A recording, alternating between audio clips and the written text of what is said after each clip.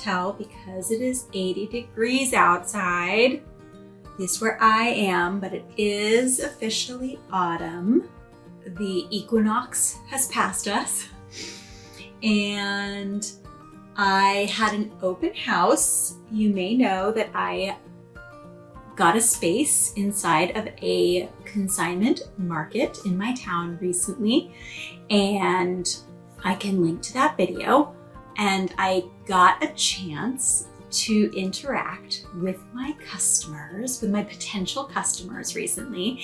There was a vendor open house for all of the people who have spaces in this store, and we all got to represent our booths, and we got to talk to the people, and we got to talk to each other, and it was a lot of fun. And I was struck with some inspiration before I went that I wanted to know what kinds of quilted pillows I should be making for this new spooky fall season. I already had some ideas in mind, and I tried to create a poll online that people could take from their devices while they were there live, but I don't know what made me think that I was suddenly going to be like tech savvy before I went to this event, because obviously I wasn't. So I went the lo-fi route. Ooh, clipboard. Do you have a moment to talk with me about quilting? So I made this little poll for everybody that just says, vote for your favorite autumn icon. And I chased them around the store and made everyone vote with stickers. And they just put a sticker next to their favorite one. And honestly, this was genius. I am a genius because I already had an idea in my head of what I was going to start making. And if I'm honest, I'm going to make all of these because I want to. But it was enlightening to know which one people actually liked best. And then I can prioritize which ones I'm going to make first. I will make them all, but I will make one first. So it just says vote for your favorite autumn icon. And I had 4 quilt patterns on there. I had kind of a heart inside of a log cabin pumpkin, which is adorable. And it's in bright colors, and I completely forget who the designer is, but I will look it up and link below. So I had these adorable bright heart pumpkins, and then there were the sugar skulls, the calaveras. That was my favorite. That was going to be my vote.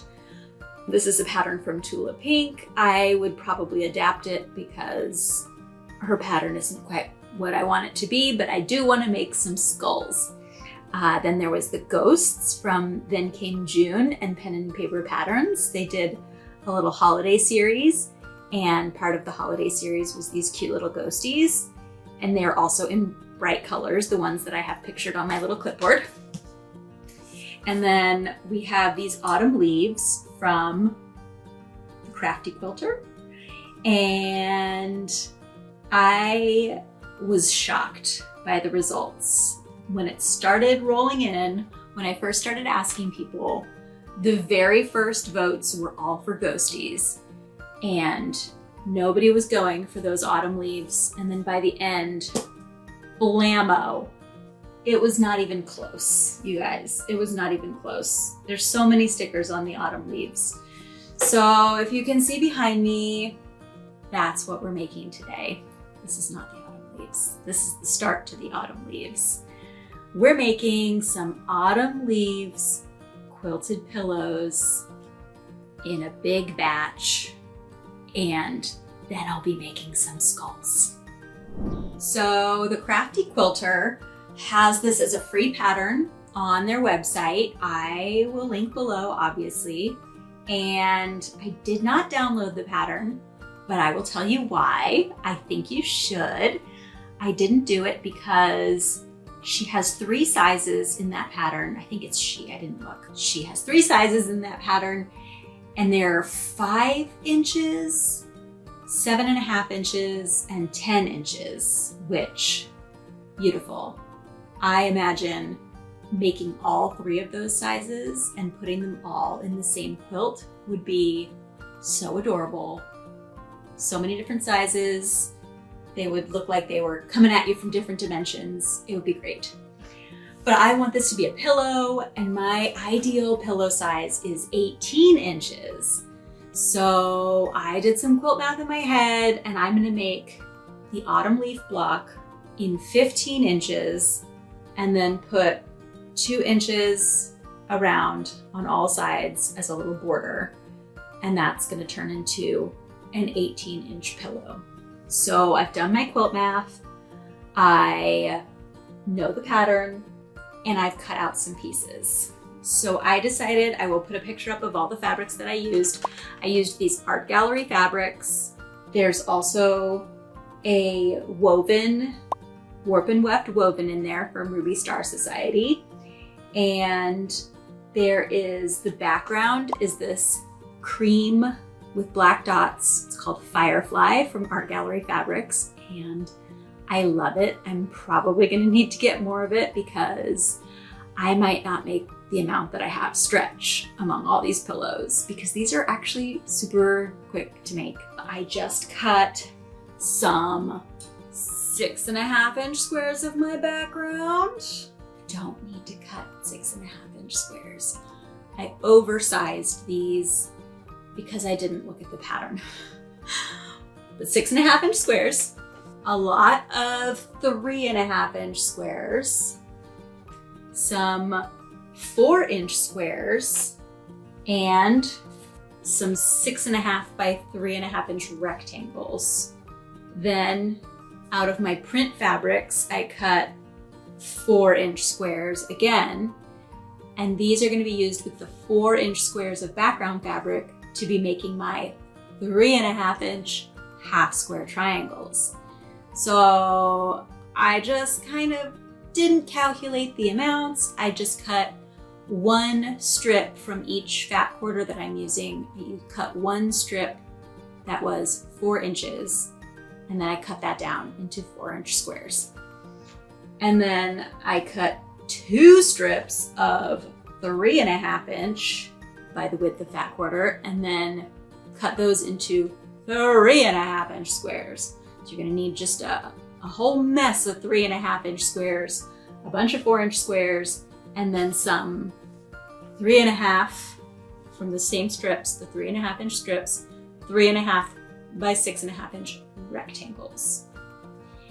And then you need just a little 1.5-inch of some accent fabric for your leaf stems.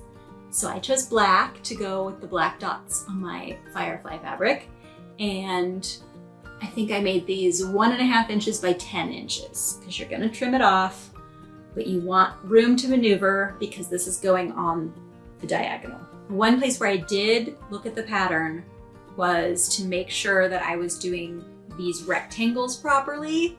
So I put them up here just as rectangles, but what you're gonna be doing is using your background background squares to cover up one end, and then you're gonna be doing a stitch along the diagonal, and then you're gonna be trimming and flipping. So then you're gonna have little triangles on these parts. And I wanted to make sure that I was putting my triangles where they're actually supposed to go. You know what I mean? The angle that they're supposed to go at. So that part I did have to look, and I had to look every time because this is a mistake that I make a lot. I get very turned around when things are going at 2 different angles. So this one and this one are going at opposite angles. I like it when, if you do them in the wrong side, you can just swap them over to the other side, but I couldn't do that here. So I had to check a lot.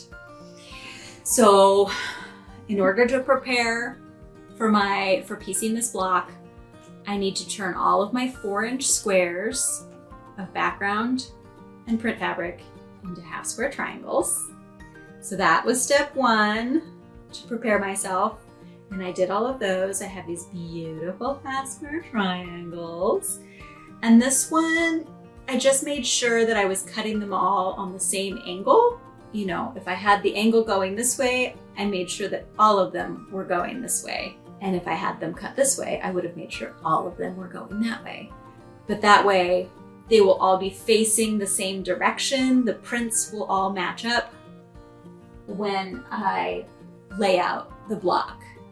And if they're all facing the other way, then my leaves will be facing the other way, and that's fine. But as long as they're all going in the same direction, that's all I wanted to make sure. So I've got all my little directionally sound half square triangles.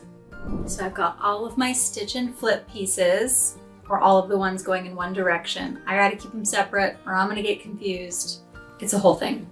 So now I have them all here at once. I'm gonna batch cut them, where I cut them all at once. Saves me a lot of time rather than going block by block. And if I'm doing all the same kind of block all at one time, that saves me a lot of mental energy too. Because I don't know about you, but I have cut the wrong side of a stitch and flip piece before. If you're not paying attention, you might cut on the wrong side of the seam, and then you are cutting off your actual block. And then all you have is a little teeny tiny half square triangle at the top. And that is not the point of the stitch and flip.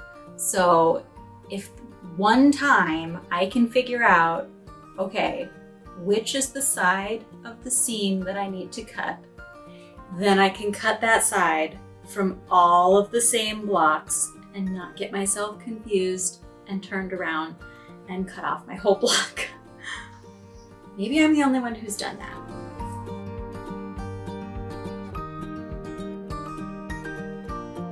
So I have all of my vertical stitch and flip pieces, my 6.5 inch, my vertical pieces, all of those done. They're all cut. I'm gonna go press them when I'm ready to press all of them. You gotta batch sew, you gotta batch cut, you gotta batch trim, you gotta batch press. We're batching it all today. We are gonna make so many pillows all at once. So now I'm moving on to my little stem blocks, and I made these way too big. This is because I didn't use the pattern math. I'm making this block bigger than it is in the pattern. So I had to upsize in my head, and I should have just figured out the math a little better. It's okay, we're just gonna trim it anyway. So I put in I think this is like a 1.5 inch strip, and I cut my 6.5 inch squares diagonally. They only need to be 6.5 inch squares. So the fact that I've now inset a strip means these are gonna be much bigger, and now we gotta trim them down. That's okay. So I cut them in half diagonally, and I sewed them down on either side of this 1.5 inch strip.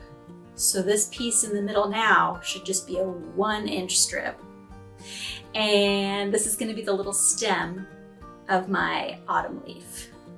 So now all I need to do is line up on I have a Creative Grids ruler, and they have the 45-degree line really clearly straight down the middle of this 6.5 inch ruler.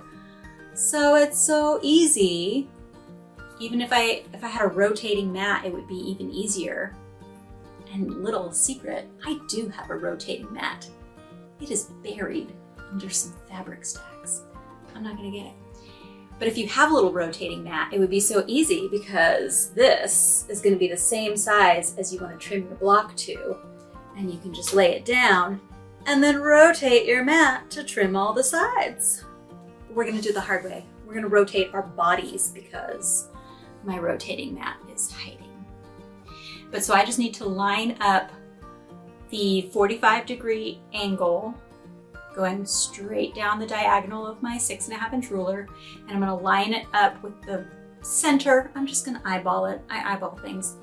We're gonna eyeball the center of this strip and the center down here. We're gonna line it up, we're gonna trim around all the sides, and we're gonna make these all little square stem blocks. Eyeball, eyeball. This is why things always come out wonky.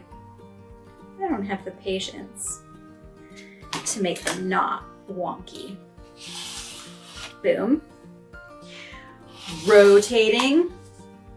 Do not have my rotating mat, but I have a rotating Jenny.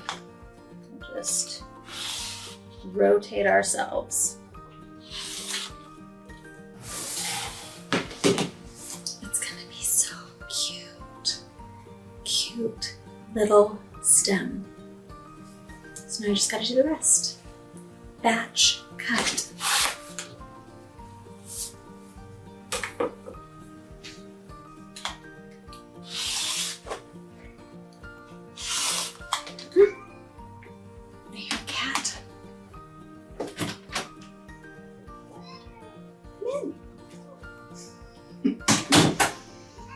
There's a cat in here now.